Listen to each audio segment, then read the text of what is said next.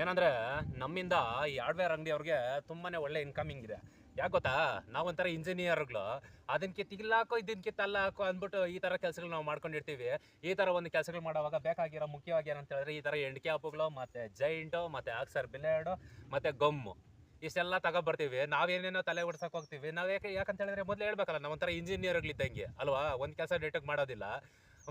ಈ ಕೆಲಸ ಸರಿ ಇಲ್ಲ ಅಂತ ಆ ಕೆಲಸ ಮಾಡಕ್ ಹೋಗ್ತೀವಿ, ಆ ಕೆಲಸ ಮಾಡಿಲ್ಲ ಅಂತ ಈ ಕೆಲಸ ಮಾಡಕ್ ಹೋಗ್ತೀವಿ. ಈ ತರ ಮಾಡುವಾಗ ಈ ತರ ಜೈಂಟ್ಗಳು ಗೊಮ್ಮಗಳು ಪದೇ ಪದೇ ನಾವು ತಗೊಬರ್ತಾನೆ ಇರ್ತೀವಿ.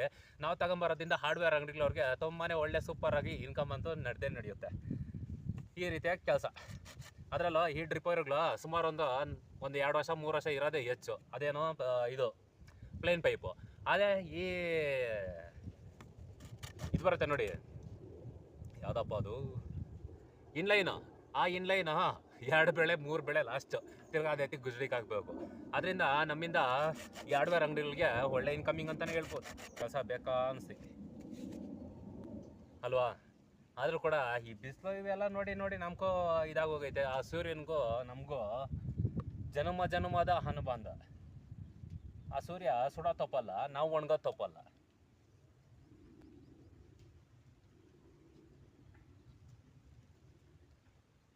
ಏನಂದ್ರೆ ಮೊದಲು ಈ ತರ ಬಂದಿರಲಿಲ್ಲ. ಇವಾಗ ಯಾವುದೋ ಒಳ್ಳೆ ಕಂಪ್ನಿಯವನ್ನ ನಮ್ಮ ಬಾಧೆ ನೋಡೋಕ್ಕಾಗ್ದಿರ ಅವರೇ ಒಂದು ಪಂಜು ಒಂದಿಷ್ಟು ದಕ್ಕಂಬಿ ಕೊಟ್ಬಿಡ್ತಾರೆ. ಮೊದಲೆಲ್ಲ ಒಂದು ಬಟ್ಟೆಗೆ ಒಂದು ಸಣ್ಣದಾಗಿರೋ ಒಂದು ಕಡ್ಡಿಗೆ ಬಟ್ಟೆ ಸುತ್ಕೊಂಡು ಗೊಮ್ಮಾಗ್ತಾ ಇದ್ರಿ. ಇವಾಗ ಹಂಗಿಲ್ಲ. ಯಾಕಪ್ಪ ನಾವು ಪಾಪ ಅವ್ರ ಕಷ್ಟ ಕೊಡೋದು ಅಂದ್ಬಿಟ್ಟು ಅವರೇ ಒಂದಿಷ್ಟು ದಕ್ಕಂಬಿ ಮತ್ತೆ ಅದ್ರ ಮೇಲೆ ಒಂದು ಸ್ವಲ್ಪ ಪಂಜು ಅವರೇ ಇಟ್ಬಿಟ್ಟವ್ರೆ. ಒಳ್ಳೆ ಕೆಲಸ ಮಾಡವ್ರೆ.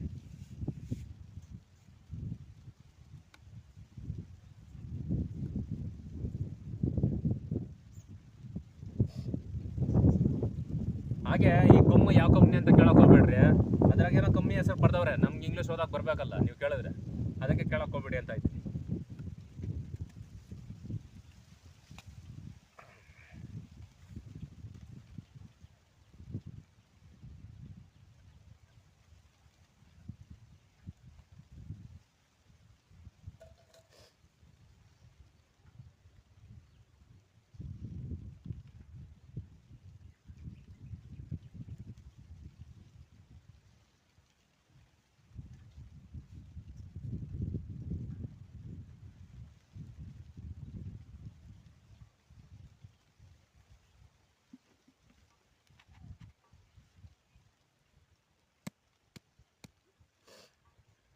ಓಕೆ ಫ್ರೆಂಡ್ಸ್, ಅಂತೂ ಇಂತೂ ಕೆಲಸ ಮುಗೀತು.